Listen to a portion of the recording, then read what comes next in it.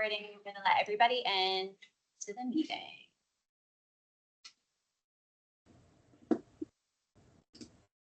Right up, right? Yeah. All right. Now that we have everybody here, I'm going to go ahead and do the staff opening remarks for the meeting.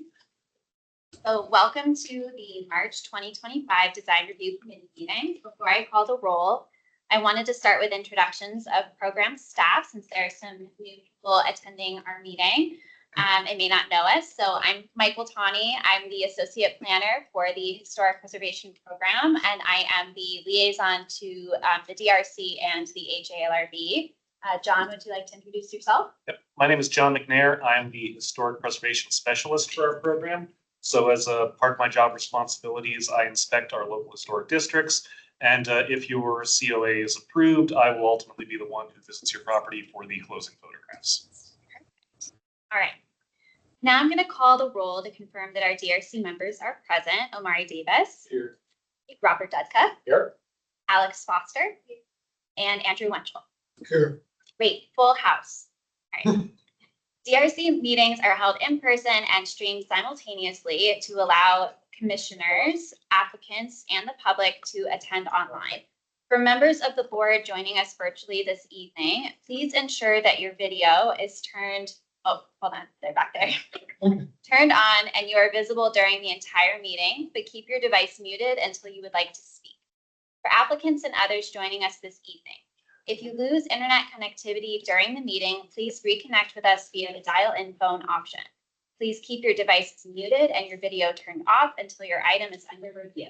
When called upon to speak, you must unmute yourself by clicking on the microphone icon that is located on the meeting command bar at the top of the window. We do not have the ability to unmute you. If you are dialing in by phone, press *6 to unmute.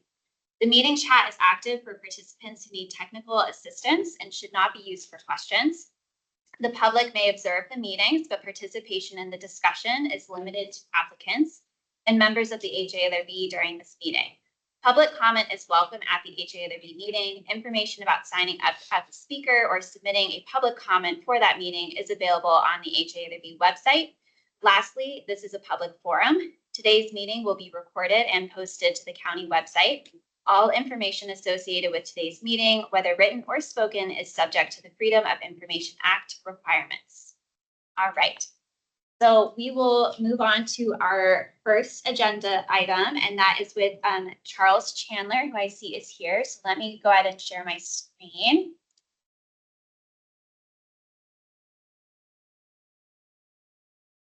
All right, perfect. Yeah. I might need it. Okay. You need it more than I do. Thank you. All right. So thank you for joining us, Charles. I appreciate it. I'm gonna go over what your project is, but please feel free to interject and offer any of your thoughts at any time, okay? Great, thank you. All right, so this is an amendment. This project came forward to the board last year, and it was actually approved in March of last year. This is a minor amendment to one part of the project. So the applicant, let me get to the photos. So this is for the Eastman Fenwick House. And originally, the proposal had, you might remember there were some new faucets on the outside of the house, a lightning rod, some rain barrels, that sort of thing. The Eastman Fenwick House does not have their own design guidelines, so anything that's occurring has to come forward for review, essentially. And one of the elements of the project was to put a whole home battery on the side elevation of the house. They've since refined it through working with the permitting staff and have relocated, they're proposing to relocate the whole home battery back here behind some vegetation. And so it will no longer be directly on the side of the house, but it'll be back here. But there will be some, it will connect to the side of the house. So here's the elevation.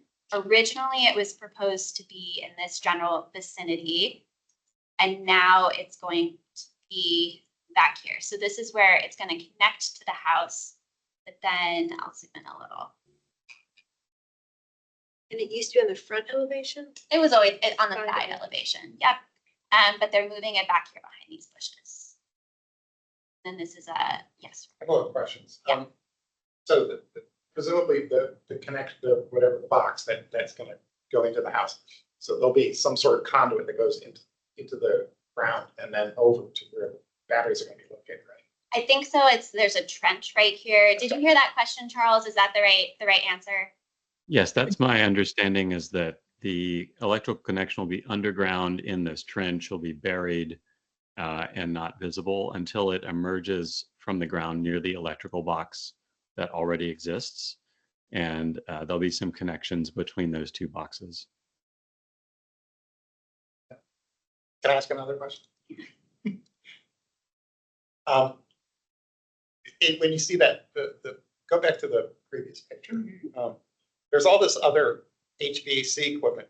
Why couldn't it just be located there? Is it, behind those things, since there's already a bunch of stuff there anyway? Did you hear that question, Charles? You know why it's in the proposed location as opposed to near the HVAC units? Yeah, so what my understanding is that there were some safety concerns about having it located against the house and close to the other electrical equipment here. And so the proposal was to have it removed a distance and to place it on a concrete pad freestanding.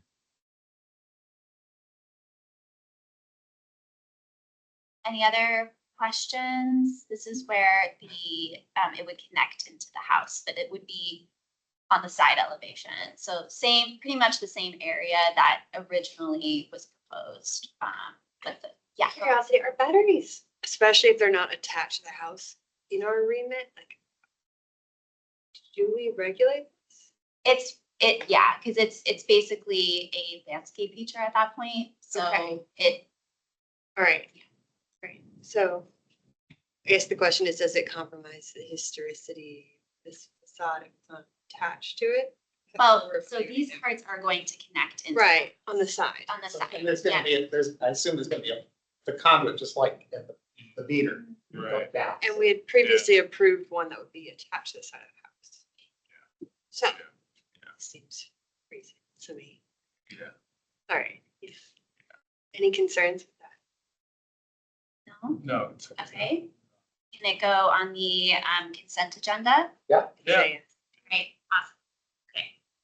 All right. So, Charles, we didn't have any concerns or big questions about the project. It's going to go on the consent agenda, but I will follow up with you. I know you're pretty well versed in the process thus far, but I'll follow up with you with an email and we can talk through next steps in the process. But the next meeting is on March 19th. Okay.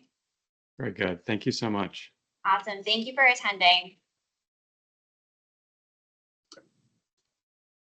All right.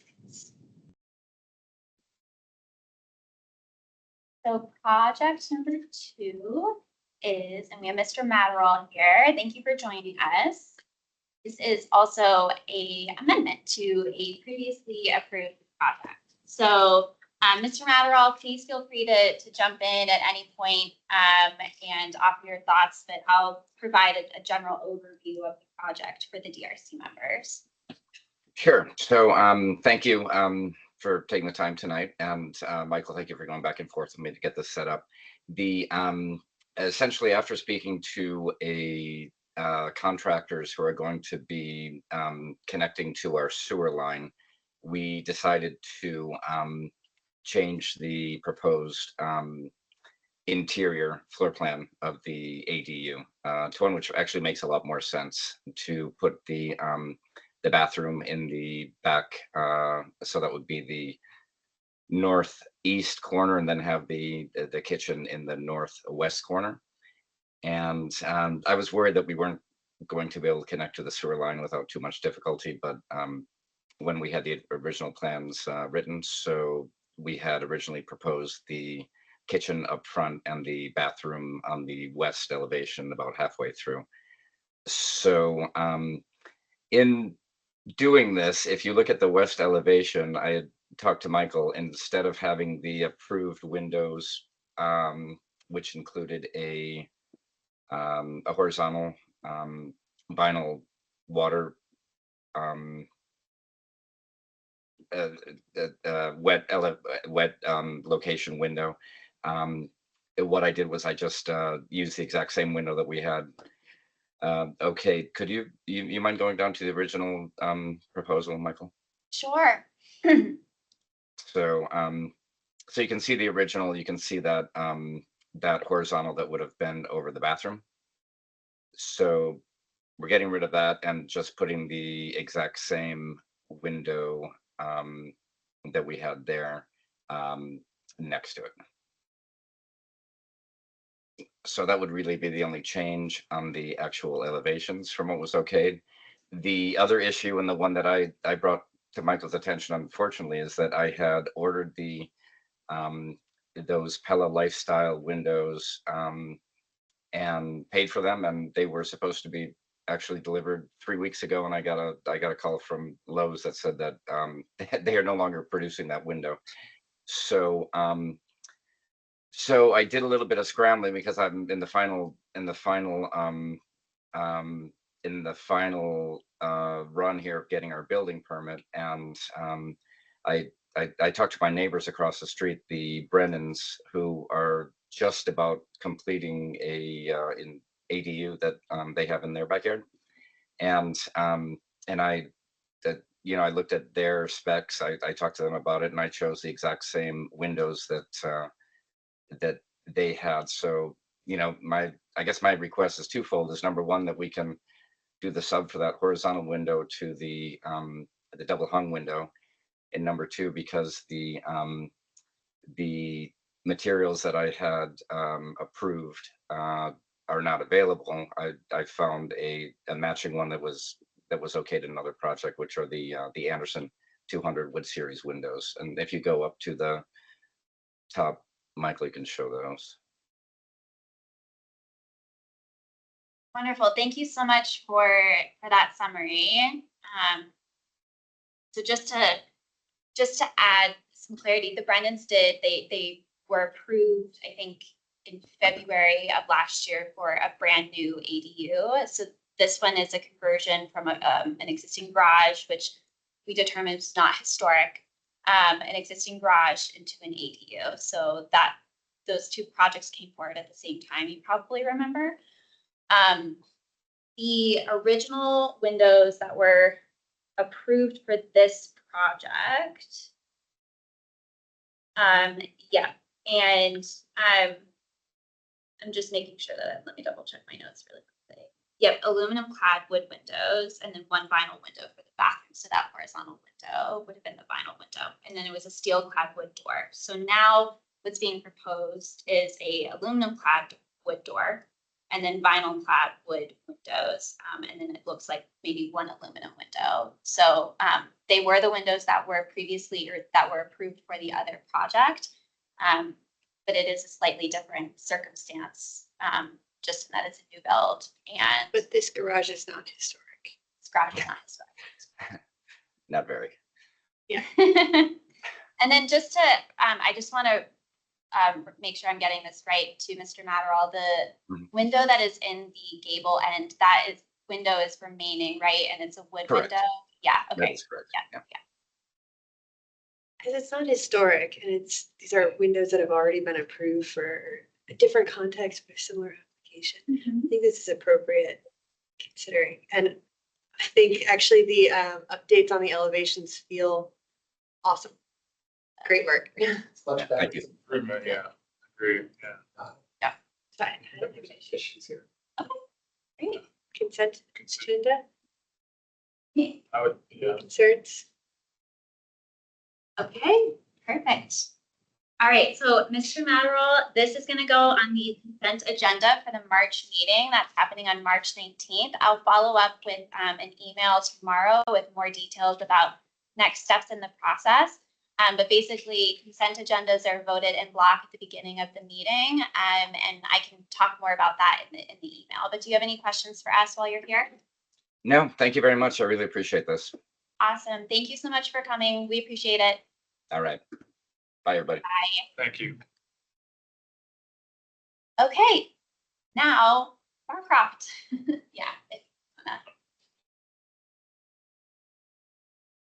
And looks like Alice, you are here, and whoa, did you give Alice? Alice already? Great. Okay. Hi, everyone. Hey guys. Y'all are moving through it today. Yeah, we thought we were good. You can ask as many questions as you want. 'Cause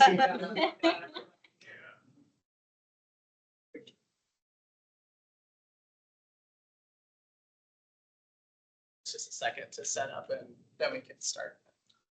And Alice should have presenter status. I do, thank you. I could start introductions while you get in. And so good evening, everyone. Lauren Riley with Walsh Colucci. We represent Gyre Lynch Real Estate Partners for these renovation projects. Tonight, you're familiar with most of our project team. We've got Alice Hagan with Gyre Lynch here, Jeff Krebs with FICA, our civil engineer, Milan with Bonstra Hairsign Architecture, Sarah Bonish with Traceries. Bonstra is doing this last renovation phase. So this is our 7th and final renovation use permit. It's the last missing piece of the area's conservation areas in Barcroft. So yeah. The presentation now. Close. This is also, if you all recall, the first phase that we did was right at South 4 Mile Run, George Mason, where it connects. This is right below that. And near, so it's kind of like in between our first and third renovation phases. Pick the map up. And if anyone that wants to cooperate, I might have it as well.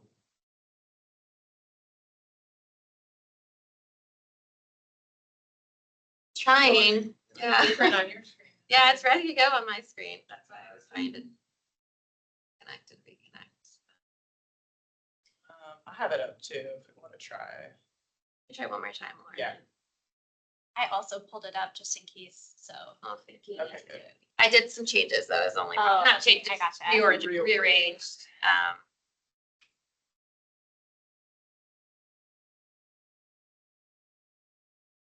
Just go from full screen mode.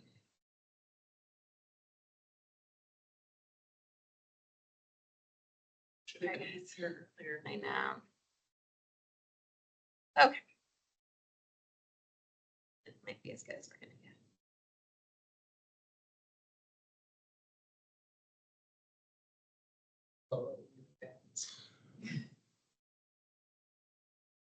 Okay. All right, so here we are in the tail of Barcroft as usual. Columbia Pike is on your left, South George Mason Drive. And 16th Street kind of run right through this renovation phase. There's 5 buildings there today, 25 1-bedroom units, 53 2-bedroom units for a total of 78 units. And then if we go to the next one, Sarah's colorful slide here, you can see that these are both in section 3 and section 4, so constructed in the 1940s. And you can also kind of see, so if you can point your mouse kind of where the Doctors Run stream is. There's an underground, if you all recall from our third phase, there's the underground Doctors Run stream that daylights here, a portion of the property. And during the MFDP process, the county noted that because some of these buildings are within the floodplain, and resource protection area, that they were going to do additional study for what the county's recommendation would be in terms of stormwater management and mitigation here. They're still undergoing that study. We don't have a final recommendation from the county. In the interim, we are moving forward with the renovation use permit, assuming all units will remain, though don't be surprised if. Yeah, well, no, we're pretty certain that about 6 units that are 6. within the floodplain in the basement areas will not be included in the. That the building will be intact, but Yes, the buildings will all be intact. No changes to the buildings, just decommissioning, for lack of a better term, or sort of abandoning in place. Right. We'll do appropriate demolition and, clean up, but. That's where we are now on that. It might change as the county completes their study.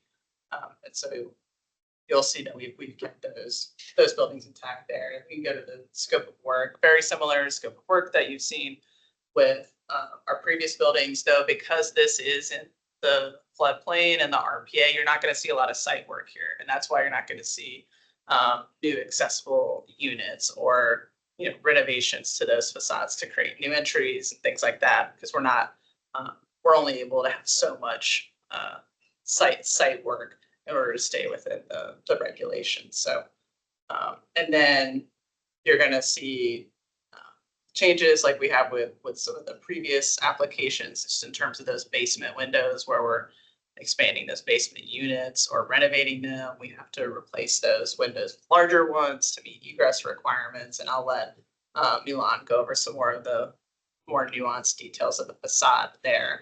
But I'm going to now hand it off to Jeff with BICA just to walk through some of the site changes that we're doing, because we are going to still create those little amenity pockets, spaces for gathering on the site, and some new trees. So Jeff, do you want to walk through?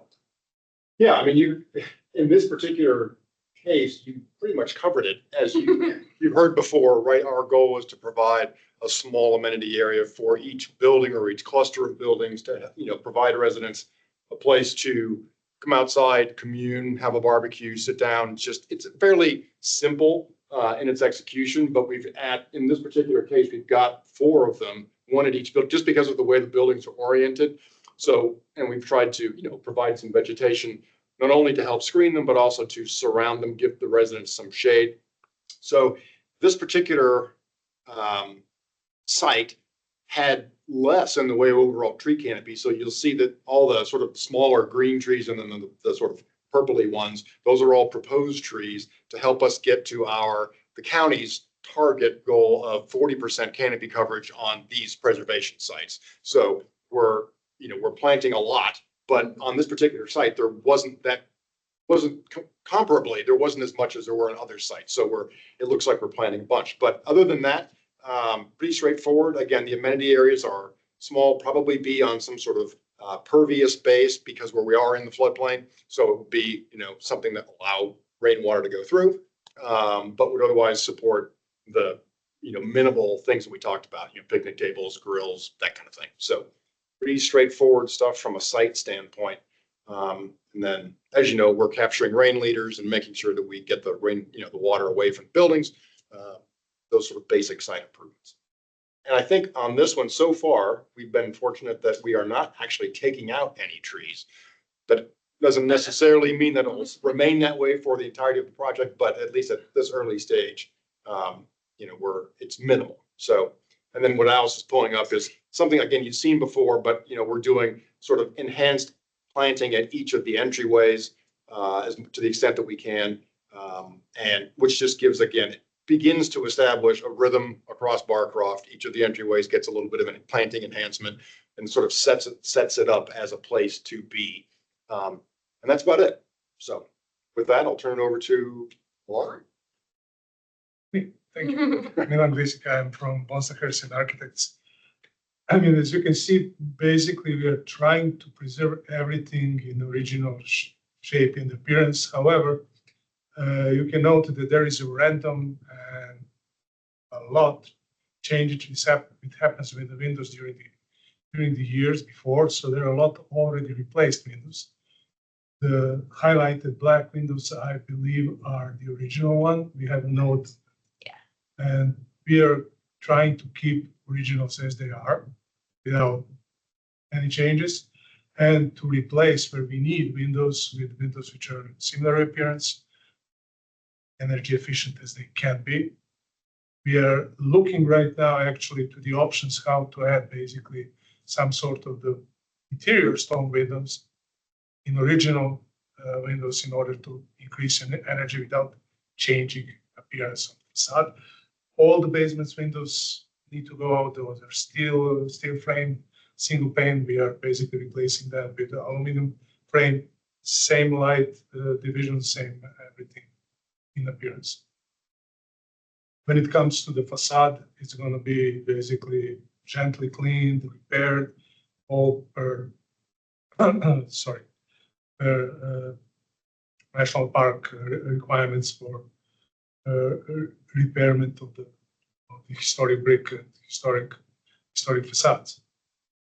Basically, this is what we are doing on the outside with the roofs. We are just going to repair where it's necessary.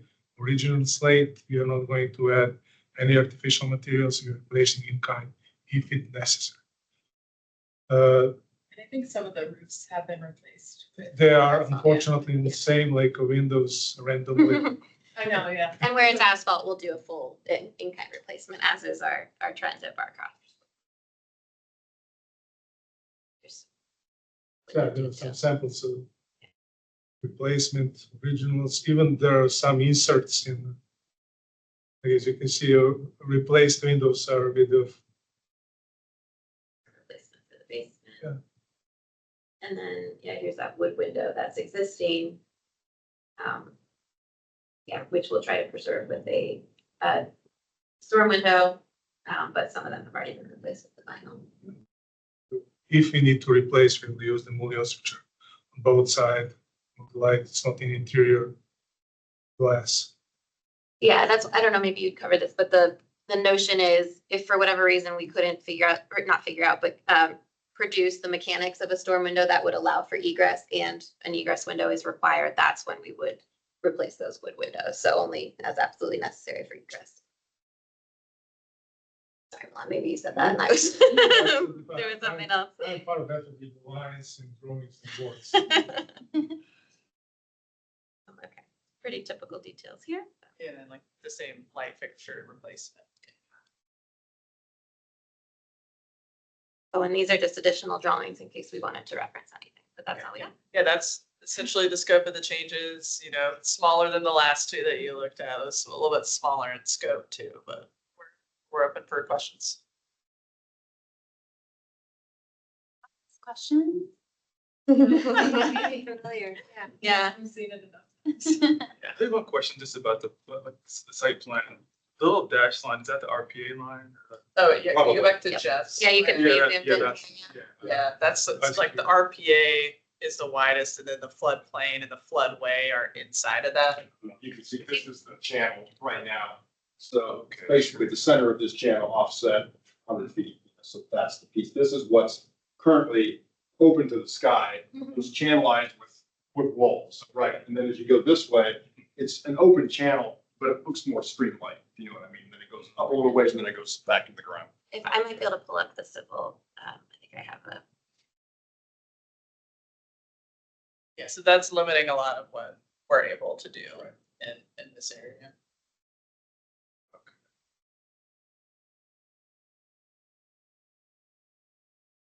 Maybe too much information on this one. But yeah, you can see like the floodplain, yeah, the RPA.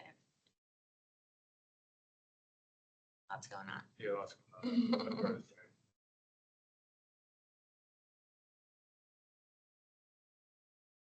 No? All right. Thanks, We'll everyone. see you on the 19th for this project, and I emailed Michael today about, we'll also have an update for RBU2. We were following up on those guardrails at the basement units and that detail, so we're still working really hard to get our consultation meeting with the building department, but we've got some plans that we'll be able to submit, hopefully have had that consultation by the time we meet with you all on the 19th.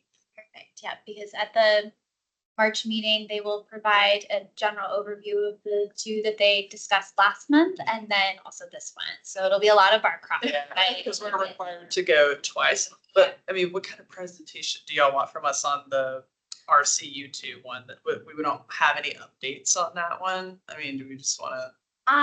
Let me talk to Lauren about it, Okay. but I think that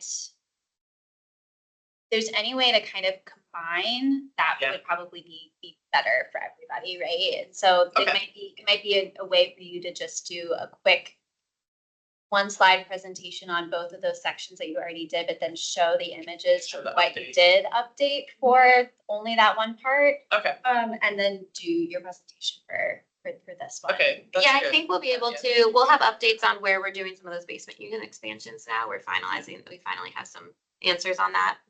Yeah. So I think we'll have some more clarity on that. Okay, yeah. Short and sweet. Yeah, and I think because there weren't too many questions last month about anything, like that I'm remembering, Yeah. in much detail. So I think that focusing on whatever updates you have is probably Yeah. good. Awesome. Thanks, everyone. Thanks, guys. Have a good night.